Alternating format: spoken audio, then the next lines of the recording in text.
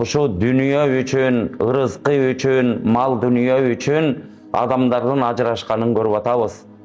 Құдай сақтасын, dünya деп ата-энени таштагандар бар, dünya деп баласынан кечибейгендер бар, dünya деп bir туғанды ажырашып кеткенин көрүп атабыз. Dünya деп достор досту сатканын көрүп атабыз. Dünya деп туруп адамдардын убалына карабай, адамдарды жалаажап соттотуп атканын көрүп атабыз. Dünya деп үй бүлөлөр ажырашып кетип атканын көрүп атабыз. Ошон үчүн dünya таптуу нерсе экен. Башка нерсени көрбөйбүз. Мына биз мусулманбыз. Балам намаз окубай койдуң деп баласынан ажырап кеткен кишини көргөн эмесмин. Сен орозо тутпай койдуң деп бир тууганынан ажыраганды көргөн эмесмин. Сен ушунча бай болуп туруп зекет бербей койдуң деп досунан кол үзүп калганды деле көргөн жокпуз.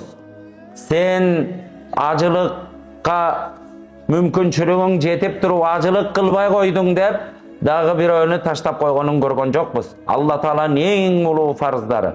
Бирок арзыбаган дүнүйө үчүн бир туугандар жанагындай нерселерди көрүп келебиз. Бул эмне экен? Иннаху лихуббил хайри лашадид. Кур'ан-ы Каримде Алла Таала адам баласы дейт, дүнүйөнү чегинен чыгара сүйөт деген. Через чур сүйөт деген, көрдүңүздөр. Чегинен чыгара ушу табиятыбызда бар экен. 90-100кө чыгып, өлүм төшөгүндө жаткан, өлүп аткан бир аксакалга барсаң, буга эчтеген кереги жок дейсиң. Уже ар жагы көрүнүп аткан, мүрзөсүн көрүп жаткан аксакал дагы дүнүйө жөнүндө сүйлөйт барсаңыз.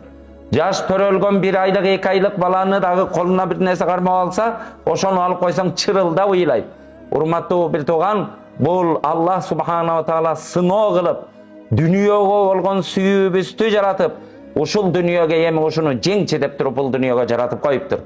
Ошо дүнүйөнү талашып отуруп, аны каяктан жыйнаганыбызга көңүл бурбай, эптеп эле ушу акча алып келсем, дүнүйө деген ушундай таттуу нерсе экен, адамды алдайт экен.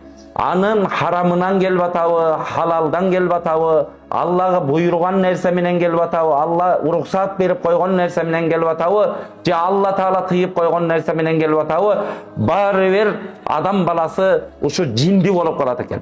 Кур'ан-ы Каримде Алла Таала жер бетинде бир дагы жандык жок дейт. Адам баласынан алып тетиги көзгө көрүнүп көрүнбөгөн курт кумурскага чейин анын ырыскысын Алла мойнуна албаган, Алла рызкы бербеген бир да жандык жок. Бардыгынын рызкысын Алла Таала берет. Алардын жашаган ордун да Алла Таала билет. Алардын өлө турган ордун да Алла Таала билет.